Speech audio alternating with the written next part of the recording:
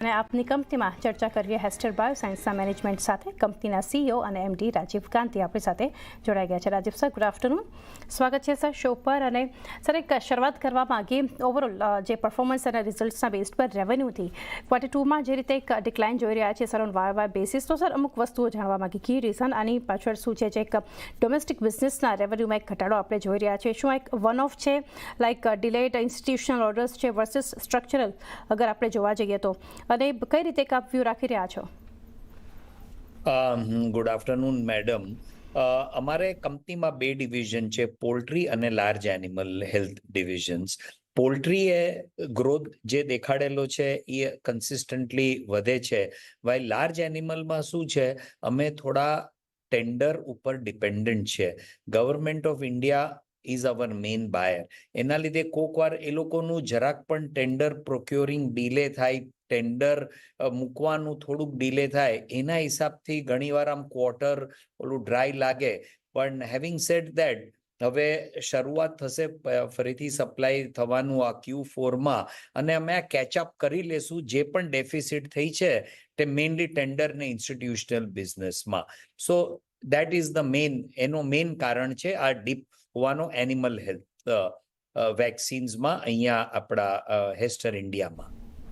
જી Rajiv sir, જે બે ડિવિઝનની આપ વાત કરી રહ્યા છો, જે કંપનીના બે મેજર ડિવિઝન્સ પોલ્ટ્રી હેલ્થ કેર અને લાર્જ એનિમલ ઓર અધર એનિમલ હેલ્થ કેર, અહીંયા ડિમાન્ડના ફ્રન્ટ પર કઈ રીતે ઇવોલ્વ થતા આપ જોઈ રહ્યા છો? કેવી છે ડિમાન્ડ? પોલ્ટ્રી ડિવિઝનની ડિમાન્ડ તો બરાબર ચાલે જ છે. ઇન્ડસ્ટ્રી ગ્રોથ થાય છે અરાઉન્ડ 10%થી ઓછે, અને અમારો ગ્રોથ એનાથી વધારે છે, એટલે અમે થોડુંક માર્કેટ કેપ્ચર પણ અમે વધારે કરીએ છીએ. લાર્જ એનિમલમાં વેક્સિન્સમાં આ એક કેરેક્ટરિસ્ટિક છે ઇન્ડિયામાં, કારણ કે સરકાર એ લોકોના ઇમ્યુનાઇઝેશન પ્રોગ્રામમાં ફ્રી વેક્સિન્સ આપે છે. એની પણ બઢોતરી છે. વધારે વેક્સિન્સ હરેક ઇમ્યુનાઇઝેશનમાં પ્રોગ્રામમાં થાય છે. એટલે તમે જોશો એમ તો અમારું ગ્રોથ થયું છે વર્ષમાં, પણ આ જે ડીપ આવ્યું છે આ ટેક ઓવર થઈ જશે ઇન ધ મેક ઓવર થઈ જશે Q4માં, અને એમાં ગ્રોથ પણ એકચ્યુઅલી દેખાશે. લાર્જ એનિમલ માર્કેટ તમે જો તો 5 થી 8% લેખે વર્ષ ગ્રોથ થાય છે અત્યારના. સર, આગળ અગર કન્સોલિડેટેડ પ્રોફિટ જોઈએ તો એક ખાસો સ્ટ્રોંગ નંબર છે, 70% up on Y basis, despite the revenue decline. જે તમે રેવન્યુ પર એક વાત કરી છે, પરંતુ પ્રોફિટના ફ્રન્ટ પર જો ઇમ્પ્રુવમેન્ટ જે આપણે જોઈ રહ્યા છીએ, જે અહીંથી ડ્રાઇવ કરી રહ્યું છે subsidiaries or export versus the core domestic business, એ કઈ રીતે એક અહીંયાથી તમે જણાવશો મિક્સ? તમને ખ્યાલ તો હશે જ, અમારે 3 પ્લાન્ટ છે વેક્સિન મેન્યુફેક્ચરિંગના. એક અમદાવાદ પાસે, એક દાર એ સલામ ટાન્ઝાનિયામાં, અને એક કાઠમંડુ નેપાલમાં.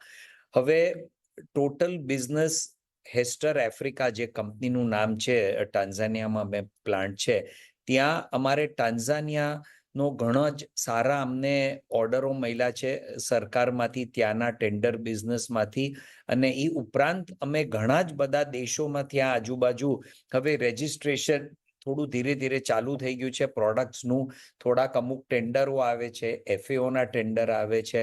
એટલે આ હવે એક બહુ જ પોઝિટિવ ગ્રોથ છે, જેના લીધે અમારી ટોપ લાઈન સારી એવી ગ્રોથ સાથે મેન્ટેન થાય એવી સંભાવનાઓ છે અમને. સર, આગળ જાણીએ અહીંયાથી અંડરલાઇંગ એબિટા માર્જિન્સના ફ્રન્ટ પર, તો કઈ રીતે એક ટ્રેન્ડ તમે જોઈ રહ્યા છો for the core operations excluding non recurring items અગર જોઈએ તો, એક એના પર પણ વ્યૂ જાણવા માંગીશું. અમારા એબેટા માર્જિન્સ જે છે, હવે ઘણીવાર આ બધું પ્રોડક્ટ મિક્સ ઉપર આધાર છે. કોકવાર કોઈક વધારે પ્રોફિટેબલ આઇટમનો અમારી પાસે બિઝનેસ હોય, કોકવાર ટેન્ડર બિઝનેસમાં કમ હોય. એટલે ઓવરઓલ અમારું અત્યારના ઓબ્જેક્ટિવ એ જ છે કે અત્યારના એબેટા માર્જિન્સ અમે, પેટ માર્જિન્સ અમે બધા જ અમે વધારીએ. અમે એવી રીતથીનું આખું એક હવે પ્લાનિંગ કરીએ છીએ, અને આ ટેન્ડર બિઝનેસ ઘટવાના હોવાથી અમે એમ પણ નક્કી કર્યું છે કે હવે ટેન્ડર બિઝનેસ ઉપર અમારે આવું એવરી ક્વાર્ટર કોક એકદમ હાઈ એકદમ લો એવું બધું ન થાય, એટલે અમે આ બિઝનેસ પણ થોડો સ્પ્રેડ કરીએ છીએ. પણ અમારો ઓબ્જેક્ટિવ એ જ છે કે એબેટા માર્જિન અને બોટમ લાઈન આના કરતા હવે સુધરે આગળ જતા. Right sir. So current capacity utilisation અગર જોઈએ અક્રોસ મેજર પ્લાન્ટ્સ કઈ રીતે તમે જોઈ રહ્યા છો, અને એક ફિક્સ્ડ કોસ્ટ અંડર એબ્ઝોર્પ્શન અગર જોઈએ એ કઈ રીતે માર્જિન્સને ઇમ્પેક્ટ કરતા આપ જોઈ રહ્યા છો? અમારે અહીંયા ગુજરાતનો જે પ્લાન્ટ છે એમાં અમારે અરાઉન્ડ 60 to 75% સુધીનું અમારે કેપેસિટી યુટિલાઇઝેશન છે. આમાં પણ મેડમ એવું છે, વેક્સિનમાં જ્યારે ડિમાન્ડ અમુક લાર્જ એનિમલ વેક્સિનની આવે ત્યારે પર વાઇલમાં 5 હોય, 10 હોય, 25 હોય, 50 હોય કે 100 ડોઝ હોય. જ્યારે પોલ્ટ્રી વેક્સિન્સમાં 500 ડોઝની એક વાઇલ હોય, 1000 ડોઝની હોય, 2000ની હોય. એટલે આ પ્રોડક્ટ મિક્સ પ્રમાણે અમારી કેપેસિટી પણ એ રીતે શિફ્ટ થતી હોય છે. But at an average we are at around 70-75% capacity utilization અહીંયા. અને આફ્રિકા અને નેપાળમાં અમારે 50%થી ઓછાની કેપેસિટી યુટિલાઇઝેશન ઉપર છે અત્યારના અમે. Right sir. આગળ સર એ પણ જાણવા માગીશું, અગર જિયોગ્રાફિકલ મિક્સ કે પછી એક્સપોર્ટના ફ્રન્ટ પર જોઈએ તો given the strong performance of overseas subsidiaries reported, કઈ રીતે તમે અગર કોઈ ડિટેલ શેર કરી શકો તો કઈ જિયોગ્રાફીના ફ્રન્ટ પર અહીંયાથી વધારે કન્ટ્રીબ્યુશન છે, અને ખાસ કરીને ગ્રોથ આઉટલુક ત્યાં કઈ રીતે જોઈ રહ્યા છો? અમારું ફોકસ આફ્રિકન કોન્ટિનેન્ટ છે, મિડલ ઇસ્ટ છે, CIS કન્ટ્રીઝ અને south east Asian countries. This is our focus with Africa as the biggest focus. આફ્રિકામાં પ્લાન્ટ હોવાના એડવાન્ટેજીસના લીધે આખું આફ્રિકન કોન્ટિનેન્ટ અમે ત્યાંથી કવર કરવાની અમારી એવું પ્લાનિંગ છે. અને જેમ જેમ રજિસ્ટ્રેશન વધશે એવી રીતે બધી જ કન્ટ્રીઓમાં થોડો બિઝનેસ વધતો જશે. રજિસ્ટ્રેશન વેક્સિન્સમાં બહુ જ વાર લાગે છે, એટલે આ જેમ જેમ રજિસ્ટ્રેશન થશે એવી રીતે અમારો ધંધો વધશે. અમારું ફોકસ બહુ જ ક્લિયર છે. As I told you, CIS, middle east, south east Asia અને આખું આફ્રિકન કોન્ટિનેન્ટ. અને ટાન્ઝાનિયાની આજુબાજુ કન્ટ્રીઓમાં હવે રજિસ્ટ્રેશન ઓલરેડી ફાસ્ટ ચાલુ થઈ ગયા છે, જેમ કે કેન્યા, યુગાન્ડા, મલાવી, ઝામ્બિયા. આ બધી કન્ટ્રીઓમાં હવે રજિસ્ટ્રેશન આવવાના ચાલુ થઈ ગયા છે. એટલે આફ્રિકા અમારું મોટામાં મોટો ગ્રોથ પુશ રહેશે. જી રાઈટ સર. રાજીવ સર, એના ફ્રન્ટ પર એક જે વસ્તુ અહીંથી જાણવા માગીશું, રેગ્યુલેટરી કે પછી કરન્સી ઓર ટ્રેડ બેરિયર રિસ્ક તમે કોઈ અહીંયાથી જોઈ રહ્યા છો ઇન એક્સપોર્ટ માર્કેટ, ઓર જેના પર ખાસ એક ફોકસ હોવું જોઈએ? રિસ્ક તો આજની ડેટમાં આખી દુનિયા તમે જુઓ તો બધું જ રિસ્કમાં છે.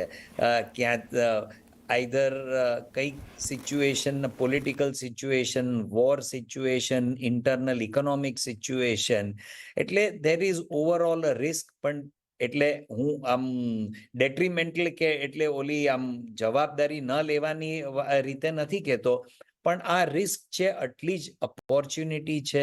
અને અમે આ બધી રિસ્ક એકદમ જ માઇન્ડમાં રાખીને જ અમે આગળ બધે પુશ કરીએ છીએ, કારણ કે મેં તમને કહ્યું અમારું ફોકસ એરિયા જ આ બધા ડેવલપિંગ નેશન્સમાં છે. એટલે રિસ્ક એ છે અને સાથે સાથે ઓપોર્ચ્યુનિટી એ છે. અને મિટિગેશન ઓફ રિસ્ક અમારી પોતાની સેલ્સ ટીમ હવે અમે આખું સેટઅપ કરીએ છીએ આફ્રિકામાં. અમારા પોતાના સેલ્સ મેનેજર અમે ઘણી કન્ટ્રીઓમાં હવે અમે નોમિનેટ કરીએ છીએ. એટલે ડિસ્ટ્રીબ્યુટર સાથે very clear terms and condition, payment terms, આ તે બધું કરીને કરીએ છીએ. એટલે આ રીતે જે રીતે મિટિગેટ થાય એ રીતે અમે મિટિગેટ કરીએ છીએ. પણ at the outset there is a risk and we are managing that risk. And Rajiv sir, છેલ્લે એક વ્યૂ આપનો જાણીશું ઓવરઓલ આઉટલુક અને ગાઈડન્સના ફ્રન્ટ પર for second half of FY26 and beyond. કઈ રીતે તમે જોઈ રહ્યા છો, જે રીતને એક કરંટ આઉટલુક છે ફોર સેકન્ડ હાફ આપનું કઈ રીતે રહેશે in terms of revenue growth, margins trend, કે પછી કી ગ્રોથ ડ્રાઈવર્સ કયા રહી શકે છે, કી રિસ્ક છે, કે કઈ રીતે અહીંથી ઓવરઓલ એક તમે જોઈ રહ્યા છો રિકવરી કે આવનારા સમય માટેનો એક વ્યૂ આપનો? અમારું એક જ છે કે અમારે બોટમ લાઈન કેવી રીતે સુધારવી છે. Our focus as a company this year is bottom line. કારણ કે જે તમે કહ્યું આખા દુનિયામાં બધે જ સિચ્યુએશન થોડી બધે નબળી છે, તમે કહો કે જે પણ કહો, એટલે અમે એવી રીતે પ્રોડક્ટ મિક્સ કરવા માંગીએ છીએ કે અમારી બોટમ લાઈન વધે. અને હું તમને આટલું અશ્યોરન્સ કહું કે અમારી બધી જ મહેનત બોટમ લાઈન સુધારવામાં અત્યારના આ ફોકસ ઉપર છે. તો રાજીવ સર, ઘણી ડિટેલ્સ તમે શેર કરી. ઇટ્સ ઓલવેઝ અ પ્લેઝર તમારી સાથે જ્યારે ચર્ચા કરીએ છીએ. Thank you sir for connecting and best wishes four coming quarters.